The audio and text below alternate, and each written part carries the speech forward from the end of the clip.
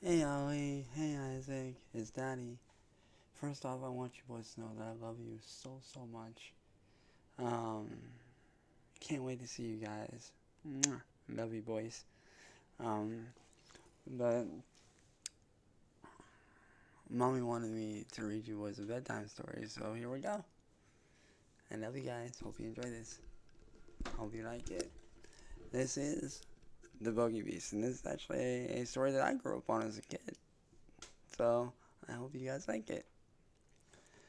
There was once a woman who was very cheerful, though she had little to make her so, for she was old and poor and lonely.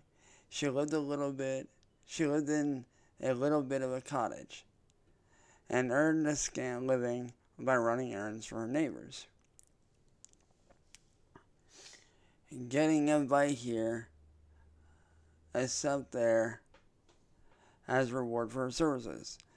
So she made shift to get on, and always looked spry and cheery, as if she had nothing at all, not a want in the world. Now, summer evening. Now, one summer evening, as she was trotting, full of smiles, as ever long as the high road, to her hovel, what should she see but a big black pot lying in the ditch? Goodness, she cried, that would be just the very thing for me, if I had something to put it in, but I haven't. Now who could have left it in the ditch?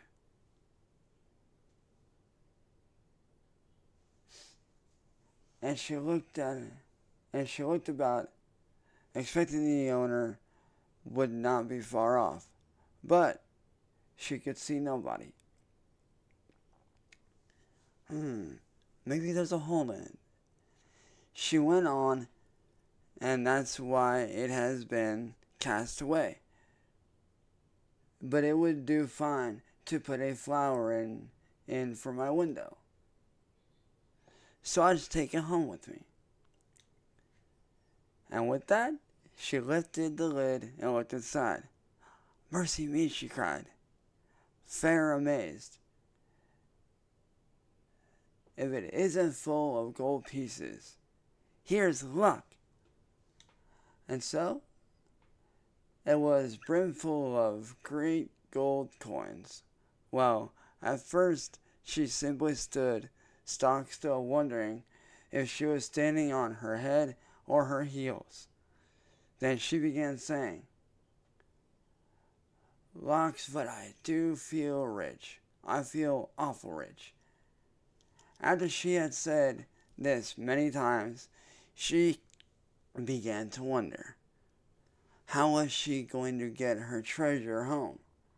It was too heavy for her to carry, and she could see no better way than to tie the end of her shawl to it and drag it behind her like a go-kart.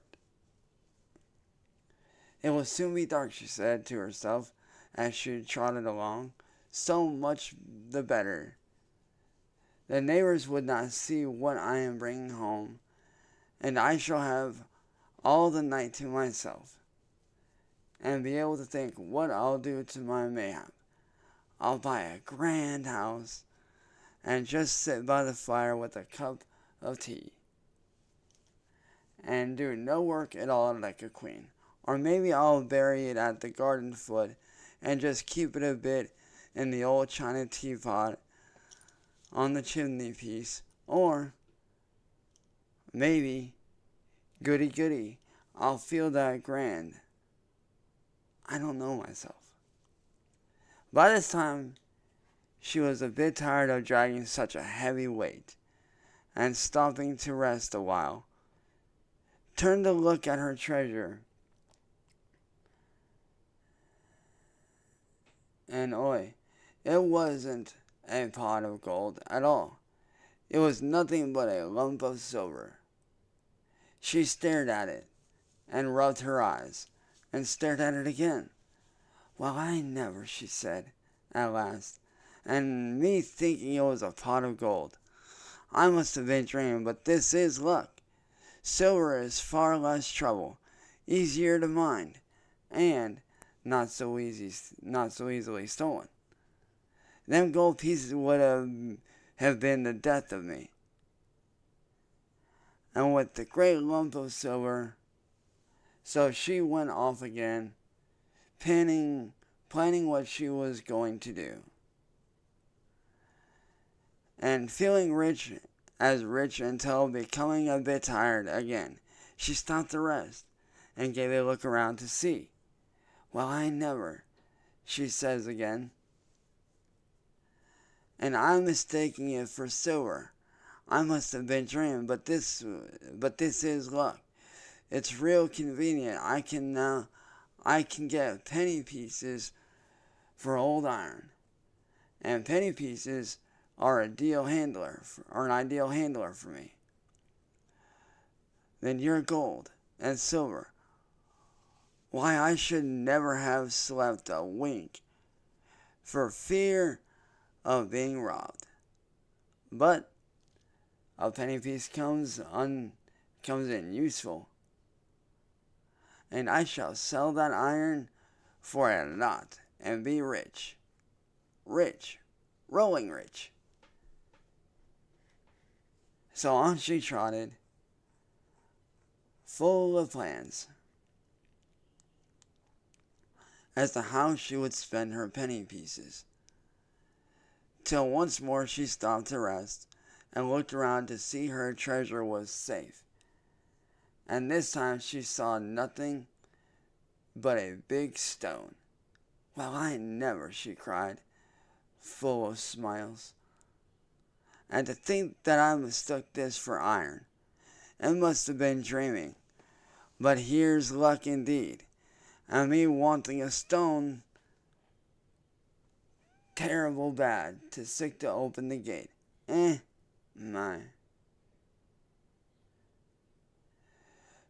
But it's a change for the better. It's a fine thing to have good luck." So all in a hurry to see how the stone would keep the gate open, she trotted off down the hill till she came to her own cottage. She unlatched the gate and then turned to unfasten her shawl from the stone, which lay on the path behind her. It was a stone sure enough. There was plenty light to see it lying there,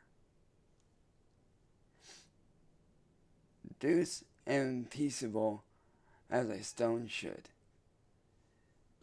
So she bent over to unfasten the shawl when, oh my, all of a sudden, it gave a jump, a squeal, and in one moment was as big as a haystack. Then it let down 4 great lengthy legs and threw out 2 long ears, norshled, and great long tail romped off, kicking and squealing and whining and laughing like a naughty, mischievous boy. The old woman stared after it till it was fairly out of sight. Then she burst out laughing too. "Well," she chuckled, "I am in luck. Quite the luckiest body hereabouts. Fancy me seeing a bogey-beast all to myself, and making myself so free with it too."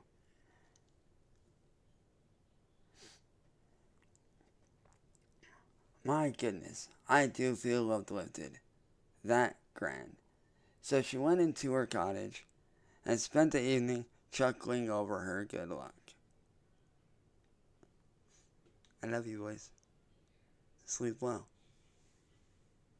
Daddy loves you, boys, and I'll see you soon. You be good for mommy, boys. I love you both very, very much. I love you, baby. I'll see you in the morning. Mwah.